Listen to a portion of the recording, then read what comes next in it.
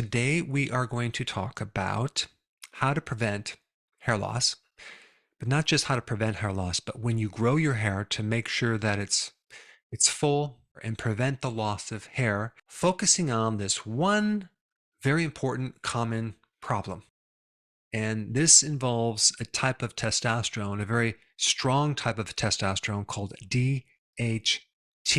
Several common medications out there for hair loss. Their mechanism is to block an enzyme so you can lower the amount of DHT that interacts with your hair, because when this very powerful form of testosterone interacts with the receptor, okay, in your scalp, your hair just does not grow that well.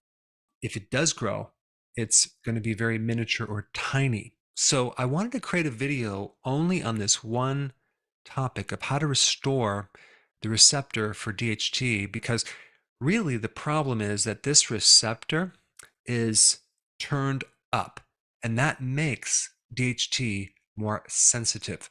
And it is a genetic issue for a lot of people, but there are things that you can do about it, okay? Because one of the problems people have when they're doing the medication is that it blocks DHT too much, and then they end up having side effects like decreased libido, erectile dysfunction, depression, things like that. But for this problem, it has everything to do with the receptor for DHT in your scalp. It is a genetic sensitivity problem. So how do we regulate it and turn it down a little bit so it's not overactive? Now, there are a lot of herbs out there that you can get and try, saw palmetto, and some of these work for some people, and sometimes they don't work. I want to talk more about some additional things that you can do that involve epigenetics, which is basically above genes, okay? It's things that you can do and take and eat that can keep these genetic variations in check and keep them working to your advantage. So there are 5 main factors that we're going to focus on today. So what is the first factor that can worsen this problem? How do we deal with it? Well, it's called hypoxia. What is hypoxia? That is a condition where you have a lack of oxygen, okay, into your scalp. Now, what can cause a lack of oxygen? 3 things. 1, anemia. 2, inflammation. And 3, a lack of exercise. So, of course, you have to look at the situation to see if you have a problem with any of these 3. Do you exercise on a regular basis? If you don't, it might be a good idea to do it.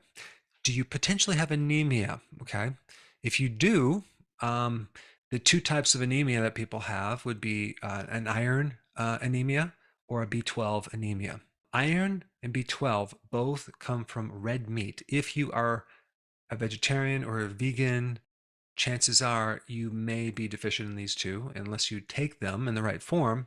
But there's other causes of anemia as well. And these also relate to genetics. In which case, if you looked at your genes, the recommendation would be beef liver or liver, grass-fed liver tablets, something like that. But the one you would really need to take would be called methylcobalamin, not the cyanocobalamin. Okay, so that's just a tip with that. Other reasons for anemia is that you don't have enough stomach acid for some reason. And how do you know if you don't have enough stomach acid? Well, you're going to have more indigestion. You might have acid reflux, things like that. That would be an indication that you need just to take betaine hydrochloride to acidify the stomach, and that could help you. Exercise, anemia, and then inflammation, okay?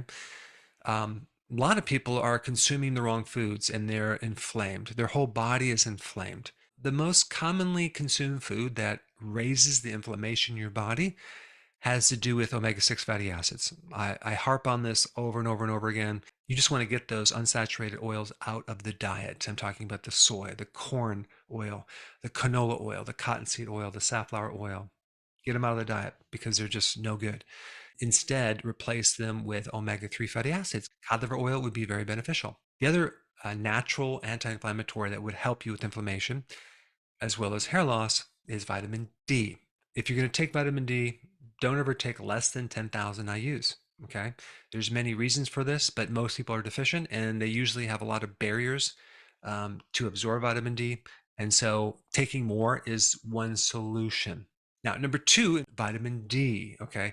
Vitamin D directly can help turn down the sensitivity of that receptor. and a vitamin D deficiency could create more problems with DHT affecting your hair.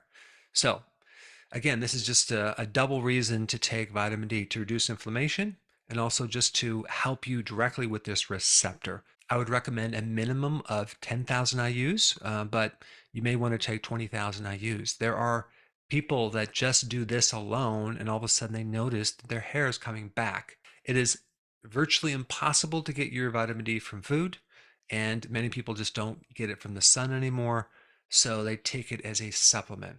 And the third thing is an amino acid called L-Lysine, okay? L-Lysine. A lot of people take L-Lysine for growing their hair back, and it's a very effective remedy.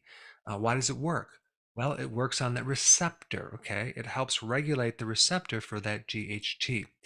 So there's a couple things to do. You can take it as a supplement, or you can just eat the food that is high in L-Lysine. And that would be, it's kind of a crossover to what I just said. Animal products, meats, red meat, things like that. It could be other proteins as well, like chicken, fish, seafood, eggs. But L-Lysine is low in nuts, grains, beans, seeds.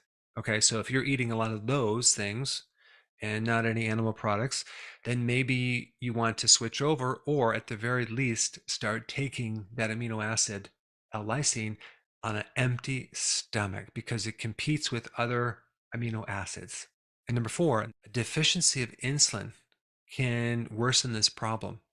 So we need to increase insulin to help you with this receptor problem, to help regulate the sensitivity of the receptor. Now, this may oppose all the different videos I've talked about where insulin is bad, you should lower your insulin, etc., etc. And let me just clarify, because I just put a video out on this topic that talked about the problem with insulin is not insulin.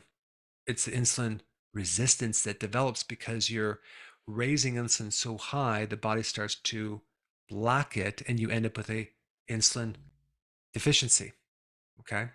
And so when I say raise insulin, what I'm saying is to do it by fixing insulin resistance. And that way you'll get the appropriate amount of insulin into that receptor. Insulin is an anabolic hormone. It actually makes things grow. And when we're dealing with the synthesis of hair, we need more insulin to the roots of your head. And insulin resistance is one big problem that's not only behind hair loss, but a lot of other issues. So how do we increase insulin? By fixing insulin resistance. How do we do that? By going on a low carb diet, and we do intermittent fasting, okay? This is why metformin actually helps with hair growth, because metformin works on the insulin receptor, and it actually improves this resistance problem, increasing more insulin to make the connection so the whole circuit can work right. And number 5, correcting the right amount of estrogen, okay? Women who are pregnant then have their baby notice hair loss right after pregnancy, mainly because they get this severe drop in estrogen. Also, when they have their cycle, when they have their period, the hair starts falling out. That's the lowest point of the menstrual cycle, right when they have their period. And also, when women go through menopause, they have a lower amount of estrogen, right? And they get hair loss. So how do we increase estrogen? Well, it depends what's causing it, but you could start consuming phytoestrogens like flaxseed. That can help balance estrogen. Sprouted legumes could help in a certain way. If you're going through menopause and you want to increase estrogen, you want to actually support the adrenal glands, okay? They have 2 of them. And the way you do that is maybe you take an adaptogen called ashwagandha. And you also want to make sure that you have enough cholesterol in the diet, like egg yolks and butter, because that's the precursors to make all these hormones, including estrogen and other sex hormones. Anyway, I wanted to cover something very specific to hair loss, which is very common, this oversensitivity to this receptor for DHT. So you have some other things to look at to get your hair back. And there's actually a lot more to talk about regarding hair that go into other things. If you haven't seen my other video on hair loss, that is very important. I put that up right here. Check it out.